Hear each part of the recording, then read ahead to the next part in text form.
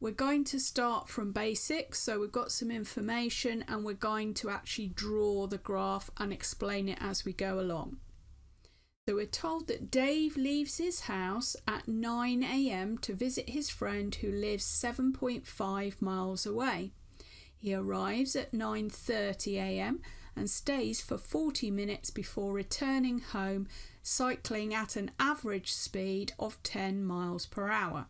Let's start at the beginning. So we know he leaves his house at 9 AM. So we're starting here.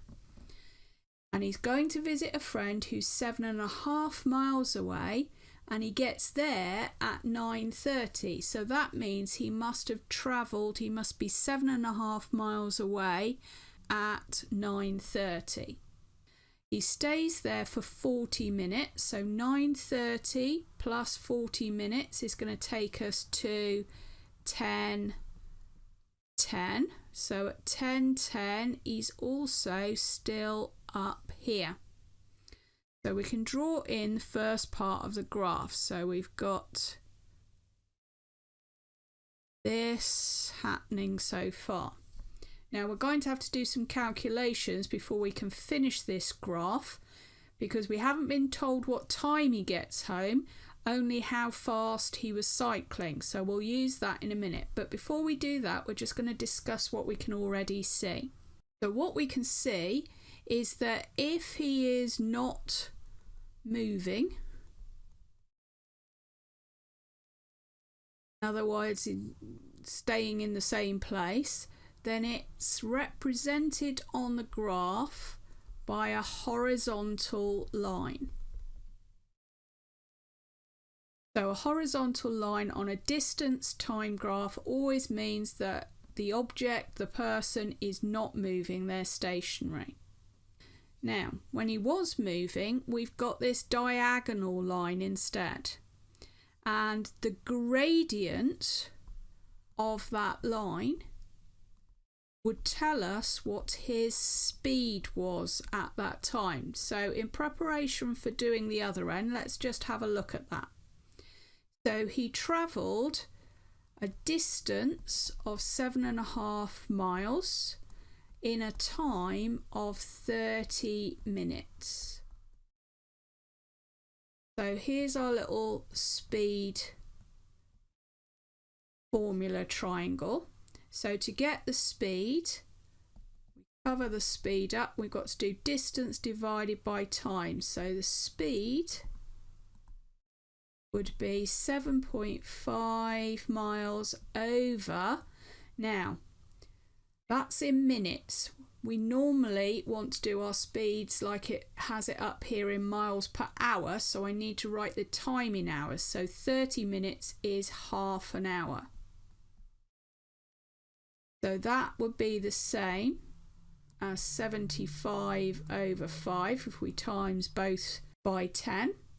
And 75 divided by 5 is going to give us 15. So he was doing 15 miles per hour. Sorry about that P. So I'll do another triangle here. So in order to work out when he gets home, we need to know the time that it took to get home. So we're trying now to find this. So to get the time, we need the distance over the speed. So what distance did he travel? Well, he went home, so it's the same distance away as when he left home. So it's still 7.5 miles. And then his speed, we're told, is 10 miles per hour. So again, that's 75 over 100, which hopefully you can spot is 3/4.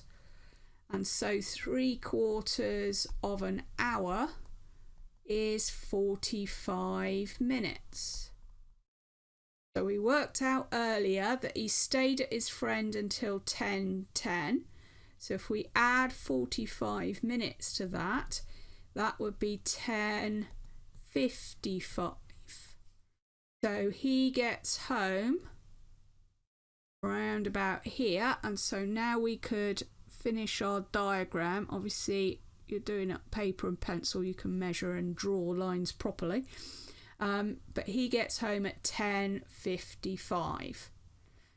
So notice that when he went out, his speed was 15 miles per hour. When he came back, he was tired, so it was 10 miles per hour.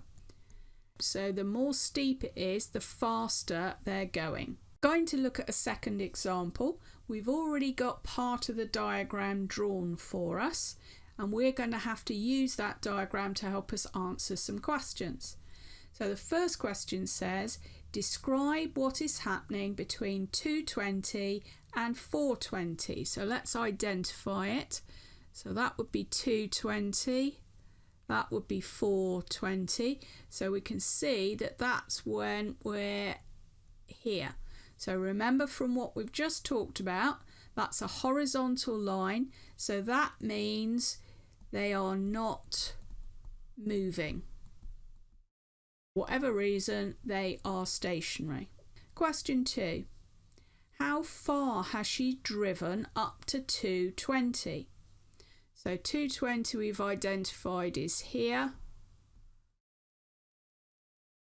So how far has she driven? So she started at 0, she'd gone up to 40, so in that time she's driven 40 miles. So that's really quite simple reading off questions. Now it asks us what was her average speed on the way out. So remember, we have to work out what the gradient is to work that out. Or you can think about it as using the triangle and needing to work out the distance and the time. It works either way. So we want the speed, so we want the distance and the time to go with that. So the speed is going to be, she did a distance of 40 miles because we've already got that, in a time, so she did it from 1 p.m. to 2:20, so that's 1 hour and 20 minutes, and 1 hour and 20 minutes is 1 hour and a third of an hour, and I'm going to actually write that as a fraction, so that would be 4/3 of an hour that she did. Okay, because we want the speed in miles per hour, not miles per minute. So you can't use 80 minutes. You will get an incorrect speed because it won't be miles per hour, it will be miles per minute, which is different. So remember, when you're dealing with fractions, if you've got to divide by a fraction, you flip it and multiply. So this is the same as 40 times 3/4, and so that means her speed must have been 30 miles per hour on the way out. Question 4. If her average speed going home is 40 miles per hour, what time does she get home? So we've already had a go at one of these before, but let's do it for this example. So we've got our triangle again, and this time we want the time. So the time, how long it's going to take her, is going to be the distance over the speed. So we know the speed is 40, that's what they've told us. And she's going home, so she's going all the way back home, so that was 40 miles. So that's a nice easy sum for us to do. So it's going to take her an hour to get home. So it was 4:20 here. And if it takes her an hour to get home, then she's going to get home at 5:20. And they haven't asked us to do it, but let's just complete therefore the graph.